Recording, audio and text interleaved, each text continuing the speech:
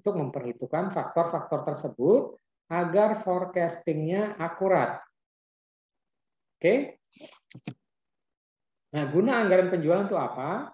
Anggaran penjualan sangat penting bagi manajemen untuk membuat anggaran biaya, anggaran laba, dan anggaran investasi.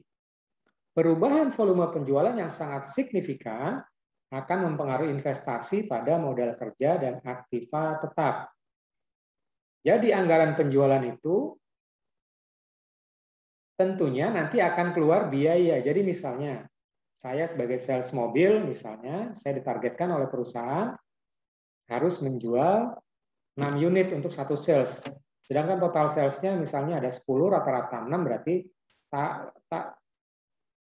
tahun depan per bulannya itu rata-rata misalnya 60 unit. Karena masing-masing 6, ada 10, 60 unit. Itu akan mempengaruhi anggaran biaya. Biaya apa? Biaya cetak brosurnya, biaya pameran, biaya showroom, biaya promosi di media sosial, biaya promosi dan sebagainya. Jadi anggaran penjualan yang kita buat itu akan berpengaruh terhadap anggaran biaya.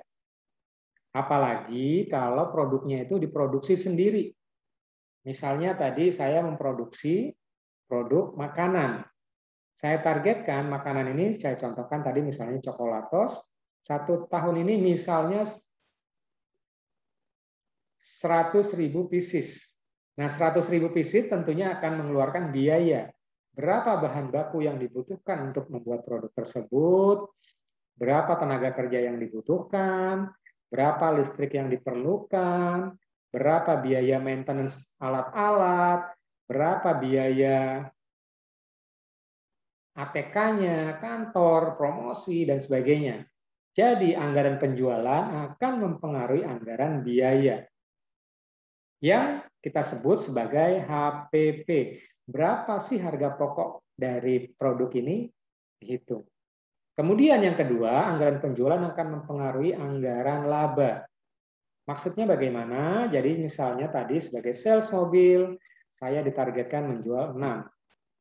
Nah, 6 unit, berapa laba 1 unitnya?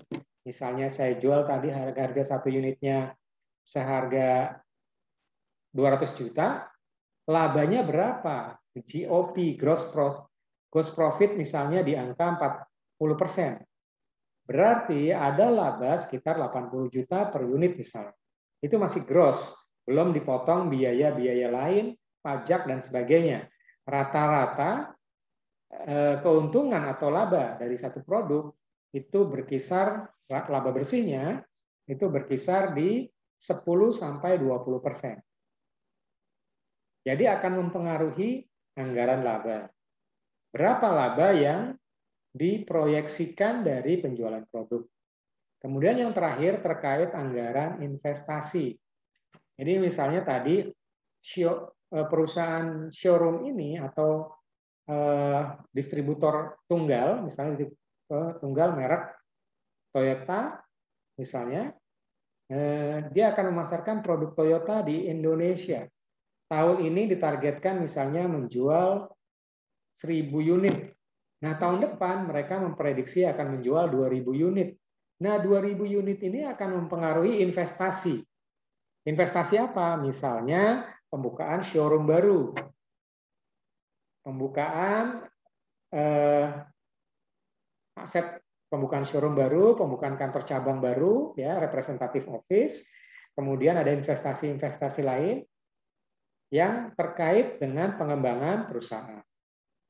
Sama produk makanan pun begitu, yang tadinya biasanya hanya memasarkan di Jawa, karena targetnya berubah, akan memasarkan di daerah Kalimantan. Nah, supaya biayanya lebih murah, perusahaan memutuskan untuk investasi atau buka pabrik baru di Kalimantan. Jadi yang tadinya misalnya pabriknya ada di Karawang, dia tambah 1 pabrik lagi di Kalimantan. Soalnya apa? Soalnya kalau diproduksi di Karawang, penjualannya ke Kalimantan, transportasinya akan mahal. Dengan pertimbangan tertentu, akhirnya investasilah buka pabrik di Kalimantan. Kemudian, perubahan volume penjualan yang sangat signifikan akan mempengaruhi investasi pada modal kerja dan aktiva tetap, yang tadi dijelaskan di awal ya. Oke, guna anggaran penjualan berguna bagi pedoman kerja, koordinasi kerja, dan evaluasi kerja.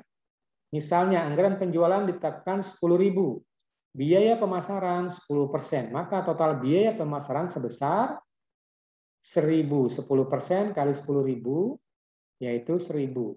Jadi anggaran yang ditetapkan adalah 11.000 karena ada anggaran pemasaran dimasukkan di sana. Oke. Kita masuk ke alokasi anggaran. Jumlah tersebut akan dirinci dalam 4 kegiatan. Ini misalnya tadi menjual produk makanan ya, tadi saya contohkan coklatos. Sudah diprediksi bulan ini akan terjual 100.000 pieces. Bulan depan akan terjual misalnya ditargetkan 200.000 pieces. Nah, 200.000 pieces itu akan mempengaruhi penyimpanan karena akan mempengaruhi penyimpanan dari produk-produk tersebut, maka diperlukan biaya gudang. Nah, produk-produk itu harus dikirim ke daerah-daerah tertentu. Misalnya gudangnya ada di Kerawang. Di Kerawang ini, pabrik di Kerawang ini akan mendistribusikan ke daerah-daerah pemasaran, misalnya ke Jakarta, ke Bandung, ke Bogor, dari Jawa Barat dan Jakarta. Akan mempengaruhi biaya produksi atau biaya distribusi, biaya gudang, biaya distribusi, itu alokasi anggaran. Berikutnya biaya promosi. Kita tahu kan di TV sering muncul iklan coklatos, itu adalah salah satu biaya promosi. Ada juga mereka melakukan membuka stand misalnya di mall, di hotel, itu biaya promosi juga. Mungkin mereka iklan di koran-koran, mereka iklan di radio, mereka iklan di TV, mereka iklan di media sosial seperti Facebook, Instagram, dan seterusnya.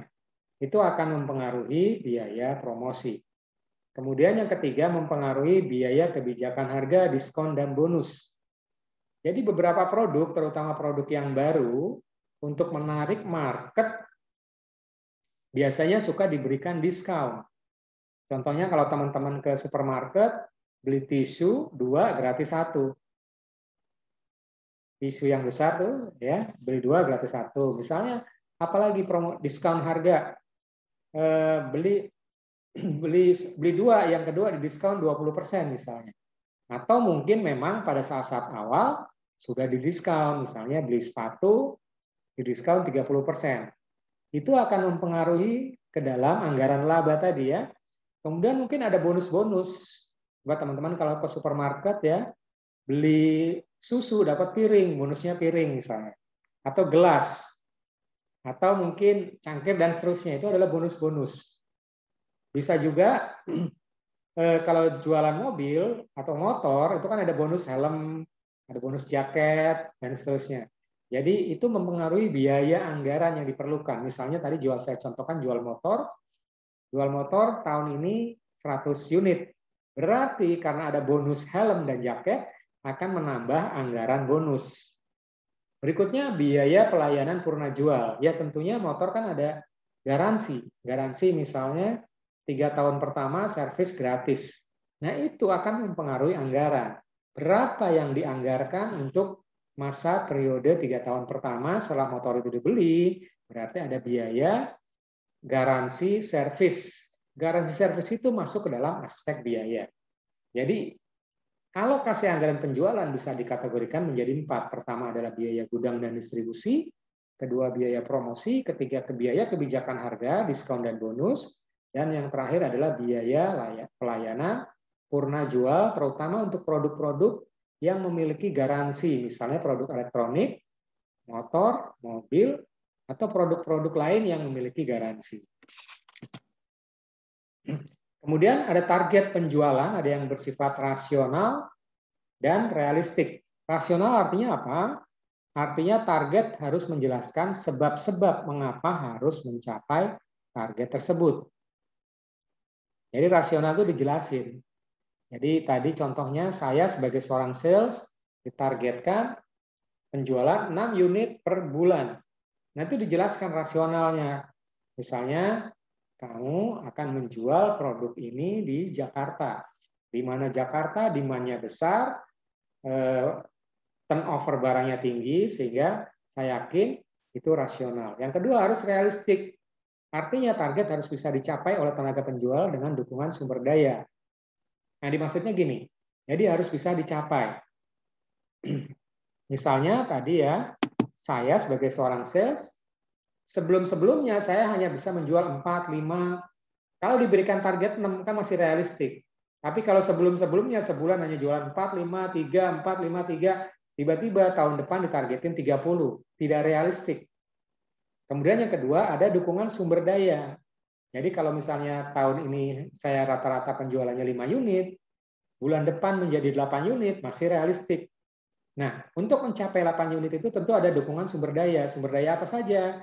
Misalnya tadi promosi, kemudian ada booth buat pameran, ada brosur-brosur, itu adalah sumber daya untuk membantu si tenaga penjual mencapai target penjualan. Nah, pertimbangan target penjualan, pertama kondisi volume produk, bisa atau tidak volume produk memenuhi permintaan pasar. Ya, pertama volume, kedua kualitas produk disukai oleh konsumen atau tidak. Untuk produk-produk yang kualitasnya sudah diakui, misalnya produk yang sudah diakui kualitasnya, misalnya saya contohkan ya, misalnya Rexona, misalnya gitu kan, itu sudah banyak disukai konsumen, bahkan bukan hanya di Indonesia, bahkan hampir di seluruh dunia. Kualitasnya sudah diakui, jadi akan mempermudah tenaga penjualan untuk mencapai target. Kemudian kondisi harga jual produk. Tadi misalnya deodoran di luaran, rata-rata dijual harga 15.000 sampai 20.000. Jangan dijual rata-rata pasaran segitu jangan dijual dengan harga 30.000 misalnya ya. Kemudian kondisi kebutuhan konsumen membutuhkan atau tidak terhadap produk yang dipasarkan. Kemudian kondisi pasar, lokal, regional, nasional, atau internasional. Jadi produk itu apakah hanya dipasarkan di Pulau Jawa saja, atau di seluruh pulau Indonesia, nasional, atau mungkin juga diekspor ke Eropa, Asia, Amerika, Timur Tengah, dan seterusnya. Itu akan mempengaruhi target. Berikutnya, kondisi persaingan. Misalnya saya contohkan deodoran, ternyata pesaingnya sudah ada dari Dove, ada dari mana lagi, ternyata persaingannya sudah sangat ketat, itu akan mempengaruhi target penjualan. Nah, produk yang akan dipasarkan itu apakah produk yang persaingan sempurna atau produk pasar monopoli. Persaingan sempurna artinya kita bersaing dengan banyak sekali pesaing. Itu kalau di pemasaran istilahnya red ocean strategy. Kita masuk ke pasar yang pesaingnya udah banyak. Contohnya ya tadi produsen jual mobil apa namanya, mobil van, mobil keluarga, itu kan saingannya udah banyak. Ada Avanza, ada Xenia, misalnya kalau jual mobil ya. Motor juga begitu, ada Honda, ada Yamaha, ada Suzuki. Jadi itu pasar sempurna atau monopoli. Biasanya distributor tunggal. Dia memasarkan produk ini hanya itu saja yang berhak menjual. Tidak ada persaingan di pasar. Misalnya saya contohkan, ada ATPM yang distributor tunggal, dia memasarkan produk itu dan tidak ada pesaing lain. Misalnya si Honeywell, dia menjual produk-produk merek Honeywell. Di Indonesia hanya distributor itu saja yang menjual Honeywell, yaitu Honeywell itu seperti pengharum air purifier, kemudian AC dan sebagainya. Dia hanya memonopoli. Kemudian kondisi tenaga penjual memiliki kemampuan tinggi atau tidak, tadi kemampuannya, kondisi imbalan kepada tenaga kerja, imbalan kepada penjual layak atau tidak. Jadi misalnya penjualan itu perlu insentif. Insentif itu akan mempengaruhi budget. Berapa besar insentif yang akan diberikan kepada penjualan, itu akan mempengaruhi anggaran. Dibentuklah anggaran insentif, atau mungkin untuk tenaga sales yang sangat jago jualannya mencapai target, diberikan bonus-bonus lain, misalnya apa? Bonus jalan-jalan ke Bali, bonus jalan-jalan ke Singapura, bonus jalan-jalan ke Italia, dan seterusnya. Itu mempengaruhi anggaran terhadap tenaga penjualan, yaitu insentif yang layak atau tidak. Kemudian kondisi promosi, produk yang akan dipasarkan sudah diketahui atau belum. Kondisi distribusi yang tadi, distribusi apakah ini regional, internasional, mempengaruhi itu. Kemudian kondisi modal kerja perusahaan. Cukup nggak? Jadi kalau misalnya perusahaan sudah menentukan budget tahun ini, semua total adalah misalnya 100 miliar. Nah, 100 miliar itu harus dialokasikan ke seluruh sumber daya yang ada. Tadi ada bikin produk, bikin promosi, media promosinya, kemudian budget bonus, tadi ada budget insentif, ada budget macam-macam. Itu harus diperkirakan. Modalnya berapa, jangan sampai nanti anggaran yang disusun melebihi modal yang ada dari perusahaan. Karena pada akhirnya perusahaan akan mencari tambahan modal kalau memang benar-benar anggaran itu realistik. Oke, yang terakhir yaitu kita masuk ke forecast sales. Jadi masih bersifat umum ya. Adalah proyeksi jumlah komoditi yang diminta oleh konsumen dan proyeksi harga yang mampu dijangkau oleh konsumen. Jadi forecast penjualan ini tentunya dari sisi kuantiti dan harga. Tentunya akan mempengaruhi dari forecast yang nanti akan kita buat. Nah, ini ada satu contoh. Nah, nanti di pertemuan yang ketiga ada beberapa rumus-rumus atau strategi dalam membuat forecast. Ini contoh kecil saja, contoh awal dari pendahuluan ini, misalnya sales forecasting model time series moment. Jadi misalnya kita memforecast untuk 5 tahun ke depan.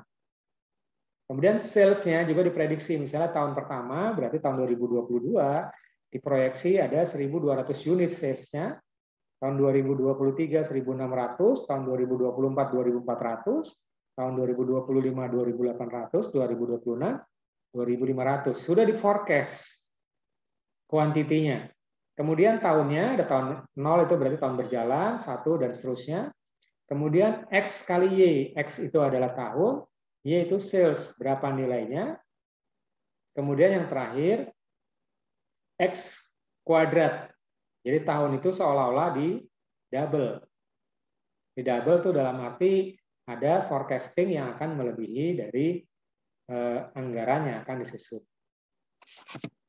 Oke, terima kasih. Itu yang bisa saya sampaikan mengenai pengantar forecast sales budget. Nah, nanti di pertemuan berikutnya akan kita bicara lebih detail lagi terkait dengan budget forecasting. Itu aja dari saya. Ini masih ada waktu 2 menit ya. 2 menit kalau nanti waktu